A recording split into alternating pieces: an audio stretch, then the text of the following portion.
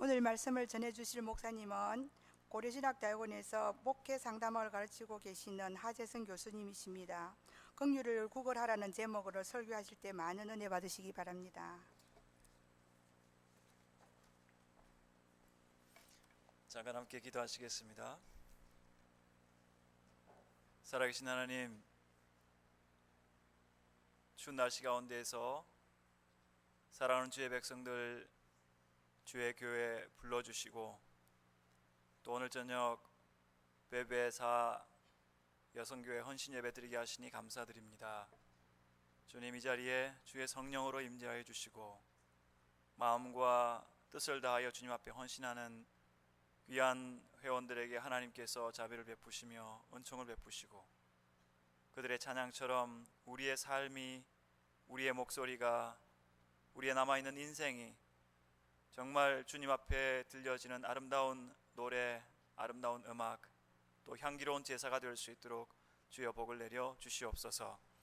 우리 시민교회를 복 주시고 담임 목사님과 장로님들과 권사님들과 집사님들과 교사들과 또 수고하는 모든 사역자들과 어린 자녀들 위해 하나님의 은총이 늘 함께하여 주시기를 간절히 바라오며 예수 그리스도의 이름으로 기도드립니다.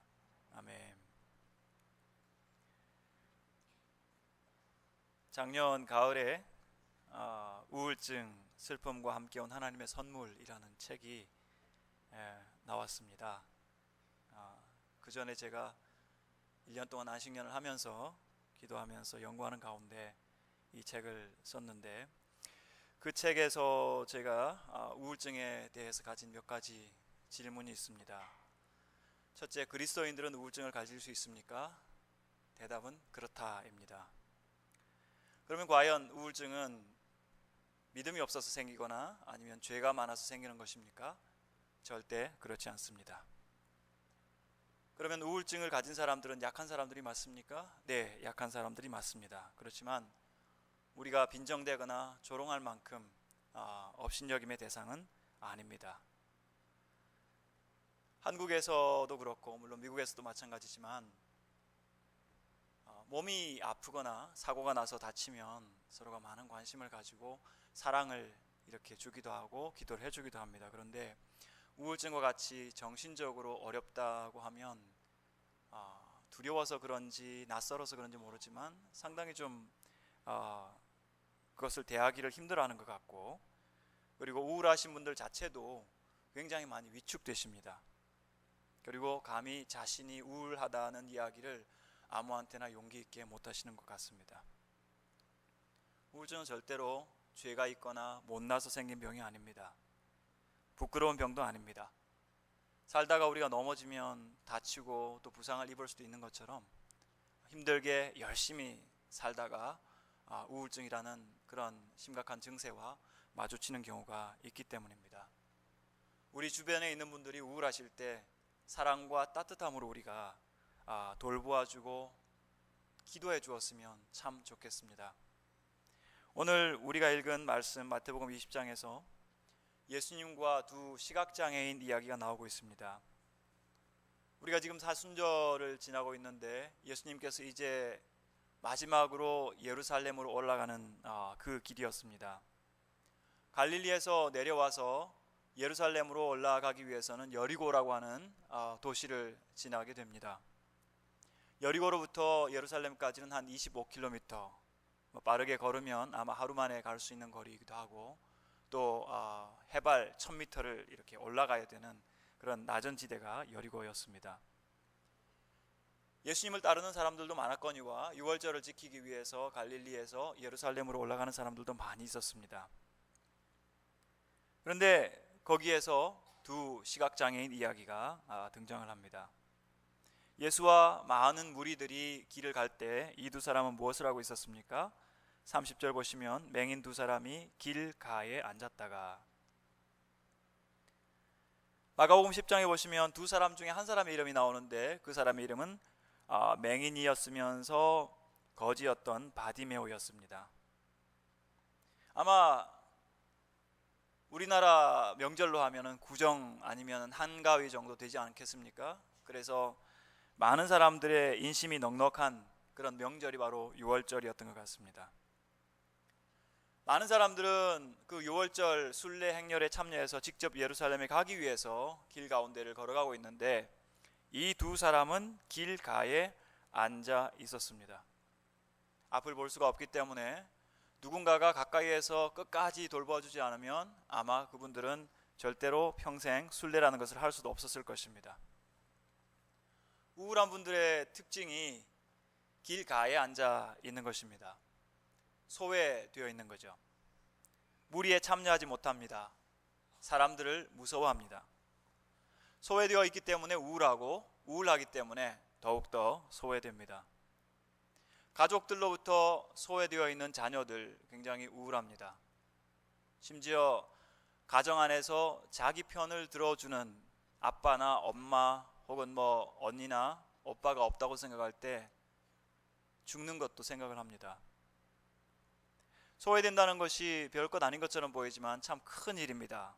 왜냐하면 사람은 느끼면서 사랑받으면서 살아야 되는 존재인데 가정 안에서 자기가 열외라고 생각을 하고 소외되었다고 생각하고 남들이 가는 길을 가지 못하는 길가에 앉은 인생이라 생각한다면 굉장히 우울해질 수밖에 없습니다. 더구나 가정에 폭력이 있다면, 폭언이 있다면, 비인격적인 대우나 아이들을 업신여기는 그런 말들이 오고 간다면 아이들은 참 외로워질 것입니다.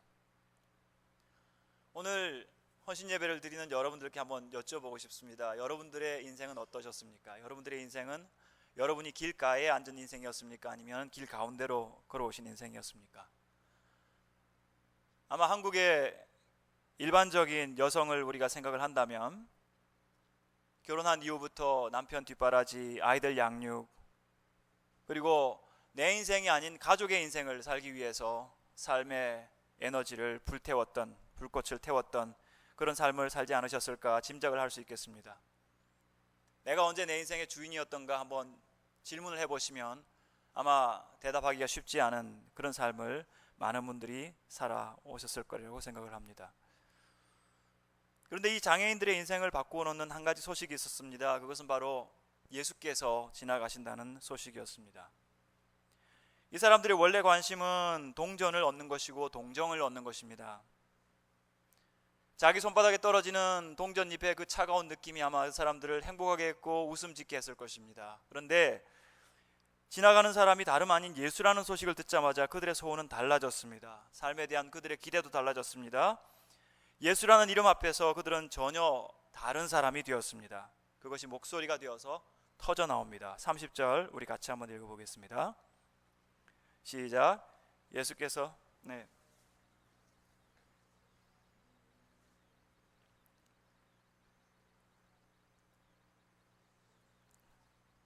죄송합니다. 제가 인도를 잘못했죠. 30절 다시 한번 같은 목소리를 읽도록 하겠습니다. 시작. 맹인 두 사람이 길가에 앉았다가 예수께서 지나가신다 함을 듣고 소리 질러 이르되 주여 우리를 불쌍히 여기소서 다윗의 자손이여 하니 아멘. 동정을 구하고 동전을 기다리던 그들에게서 갑작스런 고함 소리가 터져 나옵니다. 오직 이때만 기다렸던 사람들처럼, 마치 이 순간을 위해서 그렇게 연습하고 기다렸던 사람들처럼 두 사람의 입에서 합창이 들려 나왔습니다. 주여 우리를 불쌍히 여기소서 다윗의 자손이여. 지금까지 자신들이 기대하고 기다렸던 차원과는 전혀 다른 소원을 이야기하고 있습니다. 지금 그들이 바라는 것은 기껏 돈이 아니었습니다. 그들은 주여 우리를 불쌍히 여기소서, 다윗의 자손, 영적인 정통성을 가진 메시아에게 자신들을 불쌍히 여겨달라고 그렇게 이야기하고 있습니다. 불쌍히 여겨달라는 마음을 구걸하고 있습니다. 긍휼을 구걸하고 있습니다. 세상에서는 어쩌면 돈이 전부입니다. 돈 때문에 형제 자매가 싸웁니다. 부부가 나누어지고 부모 자식이 갈라집니다. 돈 때문에 다른 사람의 목숨이 파리 목숨이 되기도 합니다. 돈은 참 중요한 것입니다. 그런데 적어도 이 두 시각장애인들에게 있어서 예수 그리스도 하나님의 아들 앞에서 돈은 그까지 돈이 되고 말았습니다. 기껏 돈이 되고 말았습니다. 만일 오늘 우리의 삶에서 아직도 돈만 하나님으로부터 기다리고 있다면 우리 조금 바꾸었으면 좋겠습니다. 주여 우리를 불쌍히 여겨 주십시오. 앞을 볼 수 없었던 그 두 장애인이 예수님을 불렀습니다. 그런데 생각지 못한 장애물이 나타나죠. 그것은 바로 예수님을 둘러싼 일부 사람들이었습니다. 그들이 예수님을 부를 때 그 갑작스러운 고함 소리에 가던 길을 멈칫하면서 사람들이 놀랐습니다. 아니 도대체 왜 이래? 시끄러워. 가만히 좀 있어. 무리가 꾸짖어 이르되 잠잠하라. 조용히 있으라. 아무것도 하지 말고 가만히 있으라. 어디서 많이 듣던 소리 같지 않습니까? 우울한 자녀들이 흔히 집에서 듣는 말이 이런 말들입니다. 야, 시끄러워. 가만히 있어. 조용하지 못해? 좀 조용히 있으라고. 우울하신 분들의 특징 가운데 하나가 바로 이런 것입니다. 주변에 누군가가 힘 있는 사람이 그들의 목소리를 끊임없이 눌러놓습니다. 아무 소리 못하도록, 잠잠하도록. 답답하고 우울한 여성도들을 만나보면은 그 마음에 그토록 간절한 소원이 자신이 그렇게 이야기를 해도 남편의 귓등에 들리지 않는 것을 보게 됩니다. 조금이라도 아내의 목소리를 듣는다면 참 많이 달라질 것 같고 삶이 달라질 것 같은데 아무리 외쳐도 아내의 목소리는 남편의 귀 속에 들어가지 않는 것 같습니다. 조금도 변하지 않고 조금도 흔들리지 않습니다. 많은 직장을 다니는 남성들이 우울하십니다. 그분들의 공통점 중에 하나는 아주 엄격하고 그리고 자신들의 말을 듣지 않는 상사들 때문입니다. 벽처럼 전혀 말이 통하지 않는 사람들, 자신들에게 끊임없이 비판과 판단만 하는 사람들, 그런 사람들 때문에 우리 많은 가장들이 직장생활 가운데에서 우울한 것을 볼 수 있습니다. 잠잠하라고 말하는 그 무리들한테 이 장애인들의 목소리는 소음이었습니다. 여러분, 소음이라고 하는 것은 줄여야 하는 것이죠. 장애물은 제거해야 되는 것이죠. 가는 길에 걸리니까. 사람은 원래 자기 목소리의 주체가 되어야 합니다. 그런데 이 소경들은 그 장애인들한테는 객체였습니다. 그냥 시끄러운 소음이었습니다. 걸거치는 장애물이었습니다. 다행스러운 것은 그 두 장애인이 포기하지 않았다는 거죠. 전혀 그들의 목소리에 개의치 않고 포기하지 않고 더 큰 소리로 외치고 있습니다. 31절 보시면 무리가 꾸짖어 잠잠하라 하되 더욱 소리질러 이르되 주여 우리를 불쌍히 여기소서 다윗의 자손이여 하는지라. 우울증을 앓고 있는 많은 여성들의 특징이 잠잠하십니다. 말씀을 못하십니다. 대화를 하고 남편에게 혹은 자녀들에게 자신의 마음을 이야기하는 대신 혼자서 끙끙 앓고 참고 누르고 기다리고 있습니다. 한편은 강요당하는 집안의 분위기 때문에 그렇게 하는 경우도 있지만 때로는 가정의 평화를 위해서 스스로 입을 다물어 버립니다. 제가 생각할 때 우리 아내들의 잔소리는 생명의 호흡입니다. 숨을 쉬는 거죠. 살기 위해서. 아기가 태어나면 아기는 울어야 됩니다. 울지 않으면 엉덩이를 때려서라도 울게 만들죠. 왜냐하면 호흡을 해야 되니까. 그래서 우리 아내들이 남편에게 건강하게 잔소리를 하시면 남편분들은 반드시 그 다음 주에 감사헌금을 하셨으면 좋겠습니다. 왜냐하면 아내가 살아있거든요. 지금 살아있네 살아있어 그런 말 있던데 아내의 잔소리는 살아있다는 증거입니다. 듣기 싫으시죠? 그래서 아내가 잘 때 가장 예쁘시죠? 잔소리 안 하니까. 근데 잔소리는 굉장히 중요합니다. 아내들에게는 마치 그죠? 자신의 삶이 지금 있다는 것을 보여주는 하나의 표현이기도 하기 때문에. 근데 아내분들께 꼭 부탁하고 싶은 게 있습니다. 잔소리는 꼭 살 만큼만 하십시오.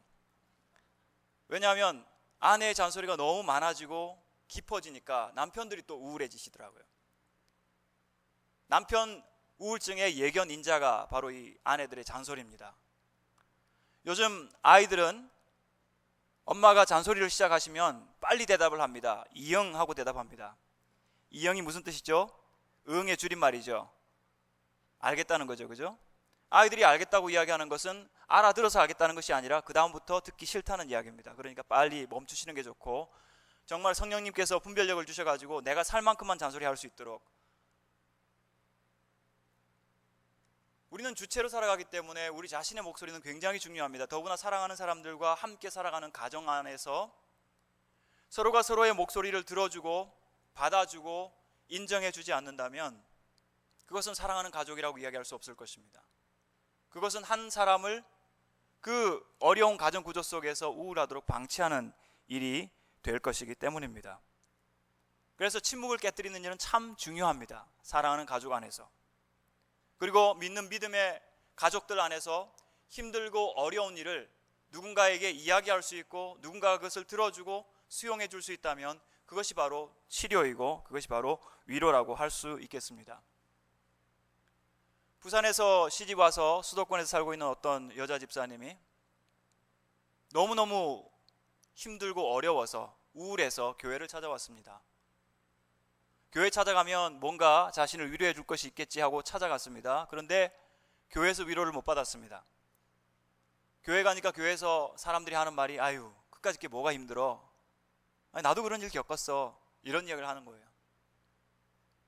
이분이 위로를 받았던 것은 병원이었습니다. 병원 가니까 의사 선생님이 정말 힘드셨겠네요.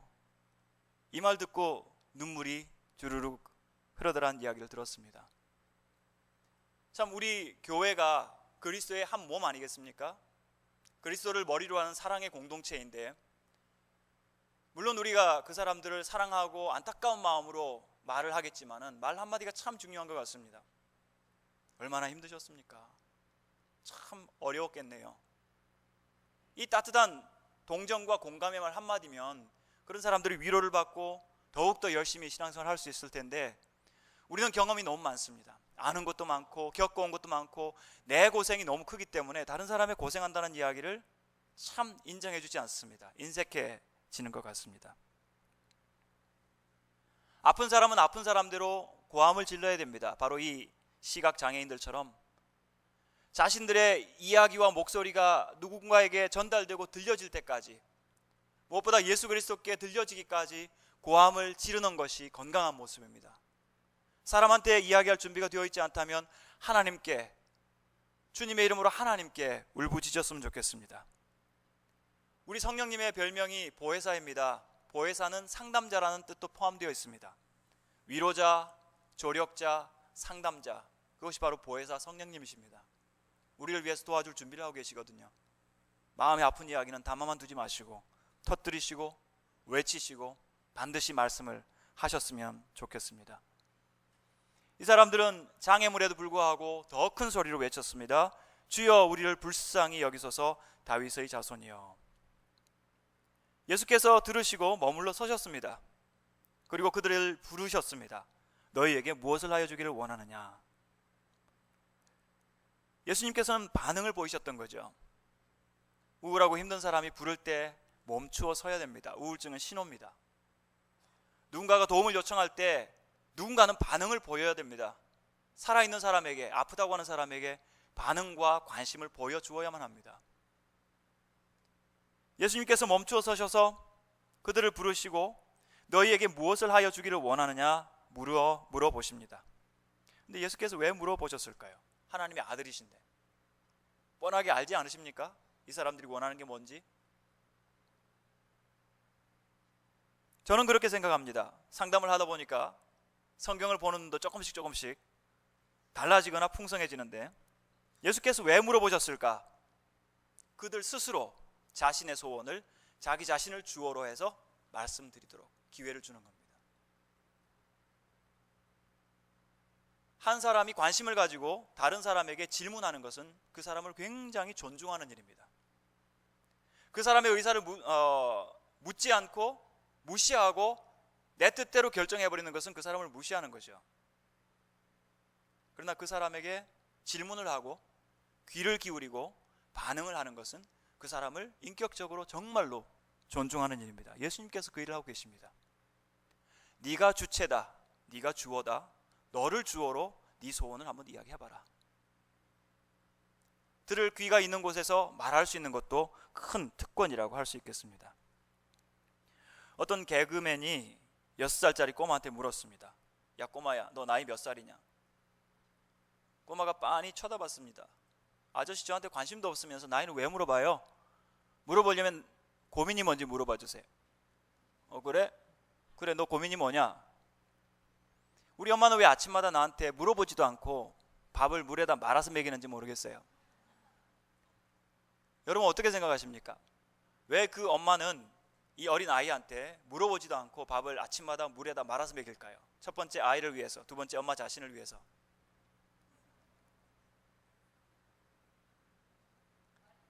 그렇죠. 빨리 먹이는 건 누구의 목적이죠?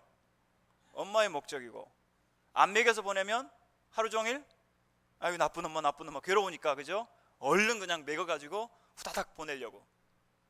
좀 물어봐야죠, 그죠? 어떻게 해줄까 물어볼 수 있는데 자기 목적과 자기 관심사에만 신경을 쓰고 있는 것이 이 아이한테는 고통이 된다는 거죠. 물어봐야 됩니다. 우울한 아내에게 남편들은 꼭 물어보셔야 됩니다. 두려워하지 마시고, 무슨 일 있냐고, 좀 괜찮냐고, 내가 해줄 수 있는 것이 뭐냐고 따뜻하게 물어보아 주어야 합니다. 청소년들의 우울증은 얼굴에 잘 나타나지 않습니다. 그러나 자세히 보면 보입니다. 청소년들은 어른들을 대할 때, 선생님을 대할 때, 부모님을 대할 때 가능한 한 얼굴을 밝게 합니다. 그런데 혼자 있을 때 살짝 돌아서는 그 순간에 얼굴 표정이 무거워진다면, 심각하게 우울하게 보인다면 그것은 벌써 중증입니다. 다정다감하게 아이들한테 물어봐 줘야 됩니다. 무슨 일 있느냐고. 남자아이들은 우울하면 주먹을 휘두릅니다. 물건을 집어 던지고 깹니다. 선생님 말씀 안 듣습니다. 바깥으로 뛰쳐나갑니다. 흔히 그런 아이들을 우리는 품행장애라고 이야기하면서 이 아이들은 문제하니까 아예 어릴 때부터 싹을 꺾어놔야 된다고 그렇게 생각을 합니다. 근데 누군가가 그 아이한테 다가가서 따뜻하게 물어봐 준다면, 무슨 일 있냐고 그 이름을 부르면서 물어봐 준다면, 그 아이는 아마 여러분 앞에서 눈물 흘릴 만한 많은 일들이, 많은 이야기들이 있을 것입니다. 사람들은 귀찮으니까 끊임없이 조용히 잠잠히 있으라고 이야기합니다. 그래서 더 많은 우울증 환자들을 만들어냅니다. 그러나 예수님은 말씀하게 하십니다. 네가 네 소원을 한번 이야기해봐라. 연예인 중에서 젊을 때 개그맨을 하다가 시력이 점점 나빠져서 결국 시각장애인이 된 어떤 연예인은 텔레비전에 나와서 그런 이야기하는 걸 들었습니다. 동료 장애인들이 자신의 사정들을 비장애인들한테 반드시 애써서 말을 해야 한다고 그렇게 주장을 했습니다. 가만히 있으면 그들의 불편함과 어려움들을 사람들이 전혀 알아주지 않기 때문입니다. 더 많은 용기를 내어서 더 많이 소통하기 위해서 자신들의 어려운 사정을 꼭 이야기를 하라고 그렇게 요청을 했습니다. 참 우리 예수님 좋으신 분 같아요. 이 시각장애인들의 안타까운 개별적인 모든 사연을 예수님께서 직접 듣기를 원하셨고, 그들에게 물어보시면서 니들 말로 니들의 소원을 한번 이야기해봐라 기회를 주시는 그런 분이시기 때문입니다. 주여 우리의 눈뜨기를 원하나이다. 33절에서 그렇게 이야기했습니다. 이 말씀을 들으신 예수님은 그들을 불쌍히 여기사 그들의 눈을 만지셨습니다. 그리고 지체 없이 즉각 그들의 눈이 보게 되었습니다.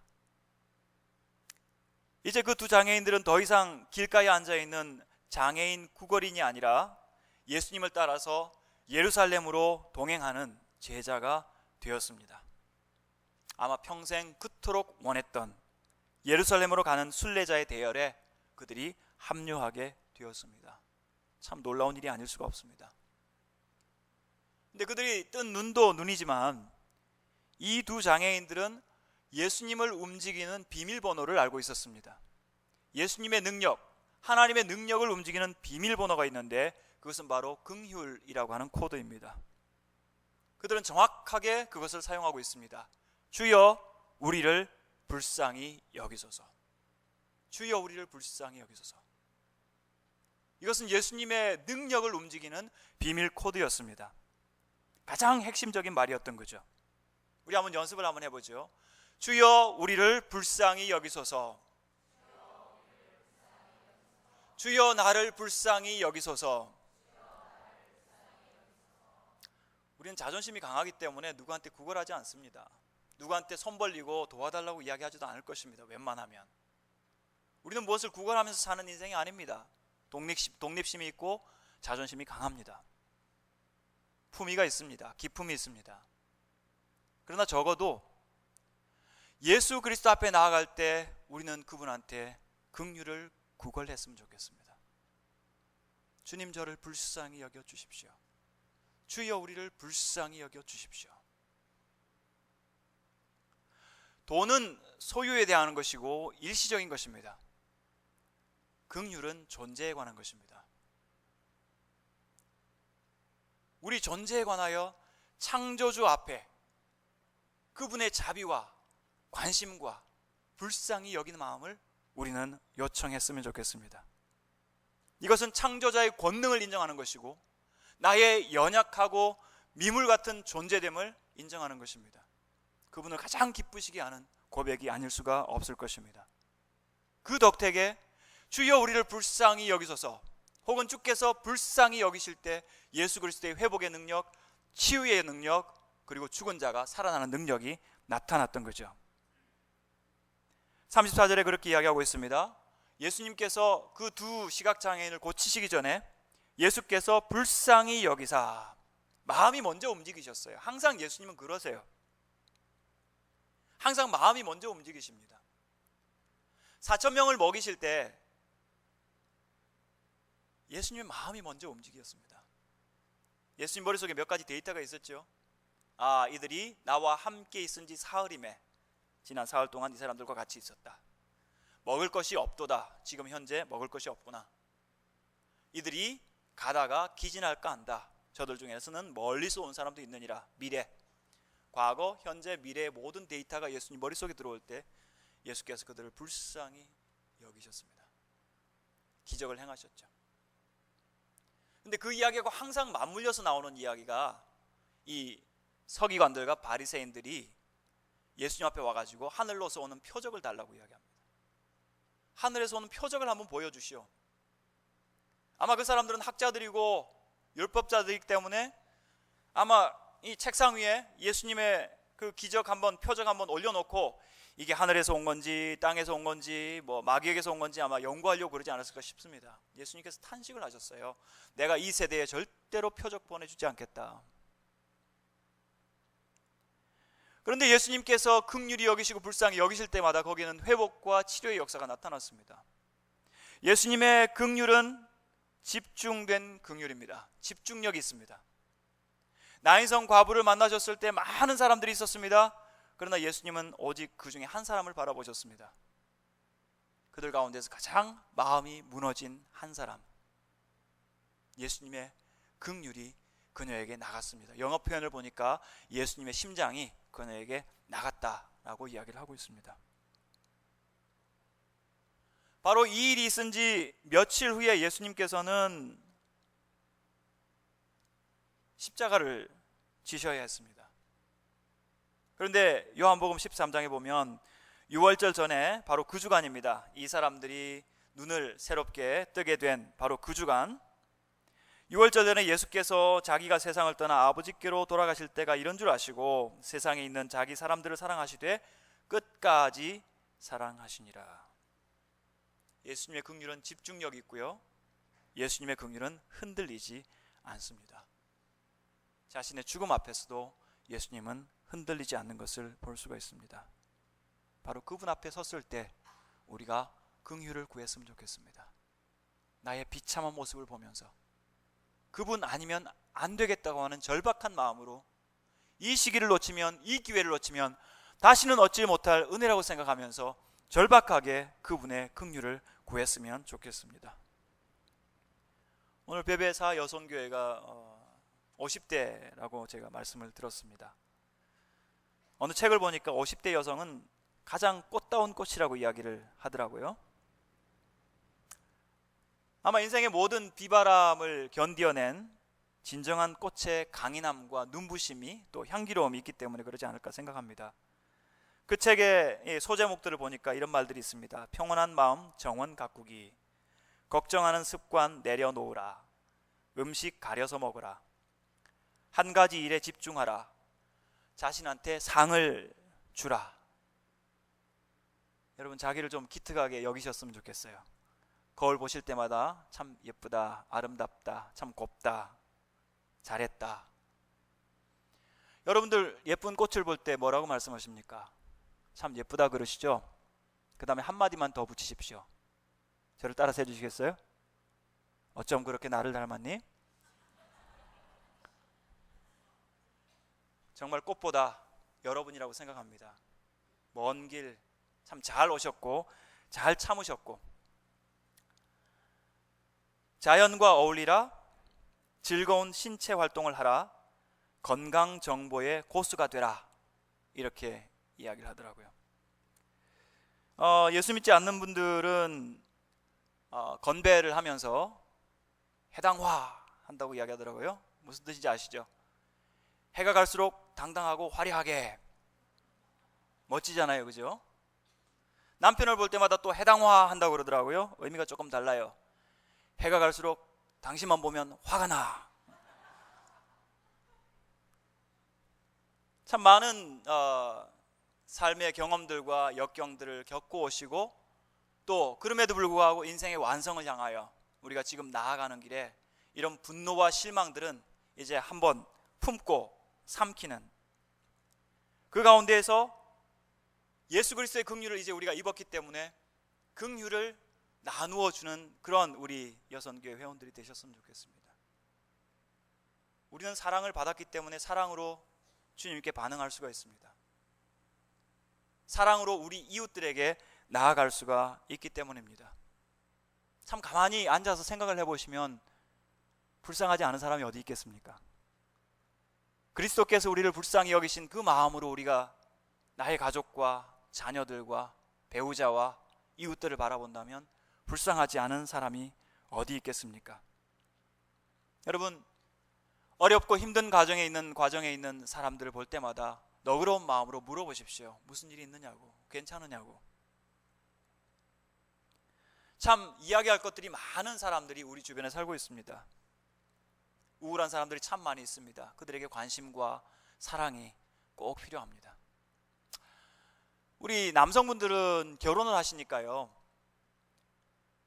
청년 때는 굉장히 고독하고 외롭고 쓸쓸하고 우울하다가 결혼하시니까는 상당히 우울증에서 많이 좋아진다고 이야기를 하더라고요.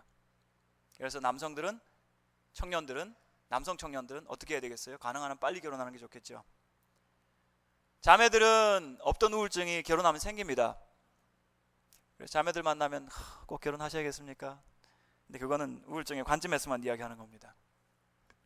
특별히 여러분들 대화하실 때 서로를 존중하는 대화를 가족 안에서부터 잘 연습을 하셨으면 좋겠습니다. 제가 질문을 할 테니까 먼저 우리 남편분들이 좀 대답을 해주시고, 그 다음에 우리 여성교 회원들이 대답해 주시면 좋겠습니다. 1번입니다. 아내가 남편에게 여보, 나 집안일 하는 거 힘들어 라고 말하면 서울 시민교회 남편들의 반응으로 적절한 것은 1번, 눈을 흘기면서 그까짓 게 뭐가 힘들어 라고 쏘아준다. 2번, 가족 사진을 가리키면서 우리 엄마는 더 힘들어 라고 엄마에 대한 효를 발휘한다. 3번, 나도 힘들어 라며 자기 연민을 일으킨다. 4번, 당신 정말 힘들구나, 수고가 많네 라면서 어깨를 토닥거려 준다. 그리고 설거지도 해준다, 추가로. 정답은요? 감사합니다. 네, 남성분들의 씩씩한 대답을 들을 수 있었습니다. 자, 시집간 따님이 엄마한테 하소연합니다. 엄마, 나 아이 키우는 거 너무 힘들어, 남편 키우는 것도 힘들어 라고 말할 때 시민교회 엄마들의 반응으로 적당한 것은 여성교회 1번, 엄마도 너 같은 시절 다 겪었어 라면서 엄마 자신을 우선 위로한다. 너만 힘든 거 아니야, 딴 애들도 다 힘들어 라면서 지구상의 모든 애 키우는 딸들을 먼저 배려한다. 3번, 딸은 참아줄 수 있지만 며느리가 같은 말 하면 꼬집어주고 싶다. 4번, 그래 너 아이 키우는 거 정말 힘들지, 많이 피곤하고 힘들겠다, 친정 왔다가 놀다가 하면서 딸의 마음을 알아준다. 정답은 4번 꼭 그대로 하십시오. 상담을 하다 보면 기가 막힌 이야기들을 가끔 듣습니다. 남편과 아내가 두 분 다 이제 학교 교사신데요. 주말이 되면은 이제 부모님이 농사하시는 곳에 가서 농사를 도와드립니다. 농사가 힘들지 않습니까? 그래서 집에 이제 돌아와 가지고 아내가 남편한테 여보 나 농사하는 거 힘들어 막 그렇게 이야기하니까 남편이 대뜸 하시는 말씀이 우리 엄마는 더 힘들어 그랬어요. 그렇죠. 연세 드신 어머니니까 힘드신 게 당연하죠. 근데 왜 기분이 나쁘죠? 주어가 바뀌었죠. 그죠? 내가 힘들다고 그러는데 웬 시어머니는 왜 모시고 와요? 내가 힘들다 그러면 당신 힘들구나 이렇게 해주는 거예요. 그죠? 주어가 바뀌면 안 되잖아요. 또 어떤 분은 남편이 의사이신데 아이를 이렇게 연년생으로 낳아서 너무 힘드신 거예요. 막 우울하고 힘드니까 남편분이 대뜸 하시는 말씀이 6.25 전쟁통에도 애 낳았어. 와, 그죠? 대단하죠? 아프다는 사람은 우리가 아프구나라고 반응을 보여줘야 되는데 내 관점에서 아니면은 역사적으로 전혀 상관없는 사람들과 비교를 하면서 뭐 엄마들은 또 엄친아가 있잖아요. 그죠? 비교하면서 이야기를 하게 되면 가족이 설 자리가 없는 겁니다. 그 말은 너의 존재는 내가 안중에도 없다. 너의 존재는 내가 신경 쓸 바가 아니다. 뭐 너는 거기 있든지 그냥 빠지든지 해라. 이런 메시지로 들리기 때문에 그런 사람들이 심각하게 우울해집니다. 말 한마디가 별것 아니라고 생각하지만 말 한마디가 별것 맞습니다. 참 우리가 긍휼의 마음 가지고 그분들을 서로가 돌보고 이해하고 말 한마디도 따뜻하게 해주는 그런 우리 여성교회가 되었으면 좋겠습니다. 말씀을 맺겠습니다. 예수님의 십자가의 길은 참 우울한 길이었습니다. 침묵의 관점에서만 봐도 그렇습니다. 제가 말씀드렸죠. 침묵하는 사람은 우울할 수밖에 없다. 예수님은 침묵하셨습니다. 예수님은 하실 말씀이 참 많았을 겁니다. 예수님은 죄가 없었기 때문이죠. 예수님은 십자가를 안 지셔도 하나님의 아들입니다. 그런데 묵묵하게 말씀 없이 어린 양들이 아무 소리 내지 않고 도살자에게 자기의 몸을 맡기는 것처럼 우리 예수님께서는 말씀 없이 십자가를 지셨습니다. 예수님은 십자가를 지시지 않아도 하나님의 아들이지만 그러나 예수님이 십자가 지지 않으시면 우리는 구원받을 길이 없었습니다. 예수님께서 순종하셨죠. 침묵으로 십자가의 길을 가셨습니다. 그 대신 우리한테는 고함 지르도록 말씀하십니다. 내가 네게 무엇하여 주기를 원하느냐? 주여 우리를 불쌍히 여겨주십시오. 주여 눈뜨기를 원하나이다. 오늘 우리의 간구가 주님 앞에 들려지기를 바랍니다. 이제 우리는 주님의 긍휼을 구했으면 좋겠습니다. 우리의 모든 자존심과 우리의 소유와 내가 가진 얼마 되지 않은 이것들 내려놓고 창조주 되신 주님 앞에 나아가서 주여 나를 불쌍히 여겨주십시오 외쳤으면 좋겠습니다. 목소리가 터져 나왔으면 좋겠습니다. 그리고 그분이 나에게 허락하여 주신 이 놀라운 긍휼과 불쌍히 여기는 마음, 그것을 경험한 다음에는 바로 내 곁에서 신음하고 고통당하고 우울한 이웃들에게 진정한 긍휼의 마음으로 찾아갔으면 좋겠습니다. 어루만져 주었으면 좋겠습니다. 그들에게 귀를 열어 주었으면 좋겠습니다. 무엇이 어려우십니까? 제가 어떻게 도와드릴까요? 참 힘드시겠네요. 제가 어찌할 바를 모르겠습니다. 이 답답한 마음 가지고 여러분 그들을 긍휼히 여기시면서 그들을 사랑으로 섬기시는 우리 시민교회 모든 성도들 되시고 베베 사 여성교회 회원들 되시기를 주님의 이름으로 축복합니다. 같이 기도하겠습니다. 살아계신 하나님 아버지 감사합니다. 예수 그리스도를 현장에서 만났던 사람들의 생생한 목소리와 그들을 불쌍히 여기셔서 그들을 고쳐주셨던 소망 되시고 능력 되신 예수 그리스도를 만나게 하시니 감사드립니다. 주여 우리를 불쌍히 여겨 주시옵소서. 주여 나를 불쌍히 여겨 주시옵소서. 그리고 이제 내 곁에 우울하고 외롭고 소외된 한 사람을 판단하거나 정죄하지 않고 진실한 사랑으로 그들을 불쌍히 여기며 손을 내미는 귀한 우리 회원들과 성도들 될 수 있도록 주여 복을 내려 주시옵소서. 예수 그리스도의 이름으로 기도합니다. 아멘.